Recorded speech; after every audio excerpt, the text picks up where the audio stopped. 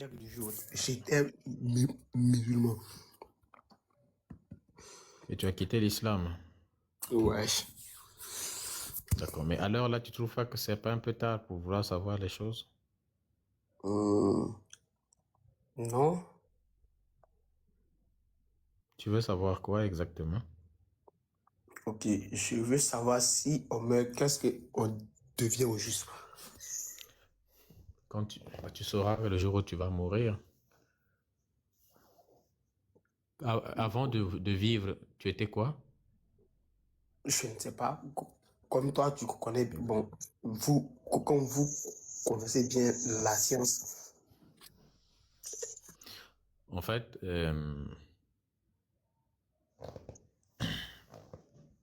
il ne faut pas trop se préoccuper de ce qu'il y a après la mort. Il faut plus te préoccuper de ce qu'il y a avant la mort. Ce qu'il y a après la mort, tu le sauras une fois mort.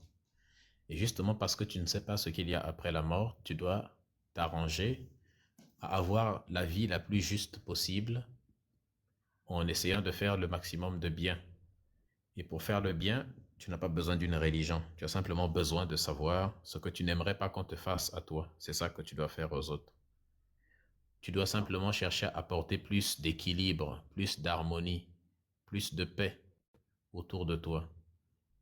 Parce que l'équilibre, l'harmonie, c'est finalement l'objectif.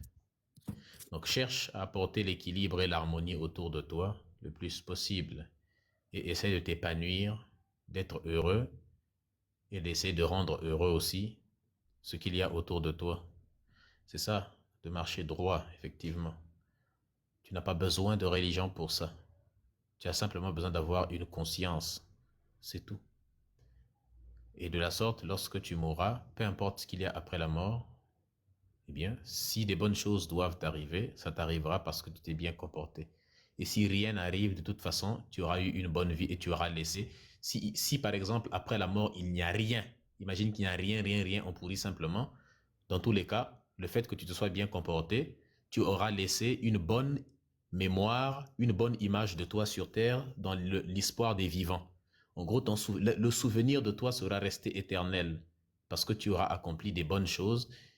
Voilà. Donc tu serais resté éternel dans le cœur des gens, dans les vivants, parce que tu as accompli des bonnes choses. Et si il se trouve qu'il n'y a pas rien après la mort, qu'il y a une autre forme d'existence, eh bien, dans cette autre forme d'existence, si tu t'es bien comporté sur Terre, bah, si la vie sur Terre n'était qu'un simple examen, eh bien, tu auras réussi l'examen puisque tu te serais bien comporté. Si le paradis existe, bah, tu seras dans des paradis si réellement les dieux existent et qu'ils sont justes. Et s'ils n'existent pas, bah, ça t'aura Non, évité moi, de je ne prier crois pour rien du rien. tout. Genre, C'est, moi, je ne crois ni au paradis, ni je en suis pas enfer. en train de te dire de croire au paradis ou Ah, le pire serait que tu ne comprennes pas tout ce que je suis en train de dire. C'est ça qui si, n'est pas bien. Je si, suis pas ouais, en je train de te comprends. demander de croire au paradis. Je suis en train de te donner les Ah, bah, d'accord. possibilités de ce que tu peux trouver après la mort. Ok. Dans la spiritualité africaine, on considère que la mort n'est qu'un simple passage d'un état vers un autre. Nous sommes des êtres énergétiques. Nous sommes des voitures énergétiques en quelque sorte. Hein? Des enveloppes qui charrient de l'énergie. Et que lorsque nous allons mourir, nous nous débarrassons, n'est-ce pas, de cette enveloppe charnelle, mais en réalité l'énergie qui fait que nous soyons ce que nous sommes et que nous accomplissons ce que nous accomplissons, eh bien, continue, elle, à exister. Un peu de la même manière que les règles de la thermodynamique nous disent que, en réalité, rien, on ne peut pas créer de l'énergie, on ne peut pas détruire d'énergie, n'est-ce pas? L'énergie, elle a été, elle est et elle sera toujours. L'énergie ne peut que changer d'état, ne peut que passer d'un état à un autre, mais ne peut ni être créée ni être détruite, l'énergie. Et donc, un peu, à peu près dans le même principe, lorsque nous mourons, euh, l'énergie qu'il y a en nous continue. Donc, nous continuons à exister sous une autre forme. Est-ce que tu vois un peu? Sous une autre forme. Ce qui fait que la mort n'est qu'un simple passage. C'est pourquoi un spirituel africain n'a pas peur de la mort. Puisque ce n'est qu'un, n'a pas peur d'un simple passage, quoi. C'est juste d'une étape à une autre. On passe vers une vie de lumière, vers une vie de transcendance. Est-ce que tu vois un peu? vers Mhm. la vie des essences, n'est-ce pas? On rejoint le monde des essences. Est-ce que tu vois un petit peu? Ok, Donc, c'est un petit peu ça. ok. Et, et pour nous aider, nos ancêtres, pour nous aider, n'est-ce pas? Mhm. Dans cette traversée, on nous a donné un ensemble de principes qu'on appelle les principes fondamentaux de la Mahat, qui sont simplement des lois des principes de paix, d'harmonie. Est-ce que tu vois un peu? De paix, d'harmonie, ainsi de suite, de bonne conduite. C'est tout. Tu n'as pas besoin d'un Dieu pour ça.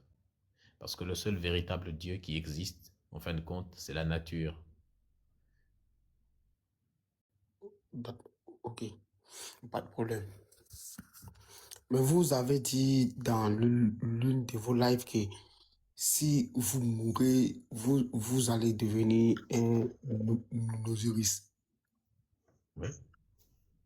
C'est juste un terme que j'ai utilisé, le terme qui était utilisé, c'est-à-dire, quand on en parle d'Osiris, c'est-à-dire un être de lumière, un être de transcendance, c'est-à-dire un Dieu. Tu deviendras éternel, puisque tu Mhm. existeras sous forme d'énergie et que l'énergie ne peut être détruite. Ok, Mais ça, c'est lié purement à la spiritualité. Et pour comprendre certaines notions, il faudrait quand même que tu sois un peu familier de la spiritualité africaine. Or, si tu n'es pas familier de la spiritualité africaine, tu ne comprendras pas réellement ce que ça signifie de devenir un Osiris.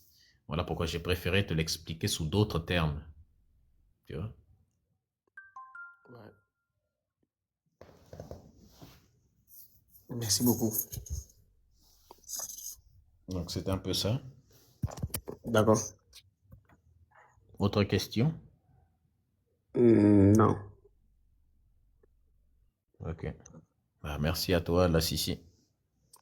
Merci à vous aussi.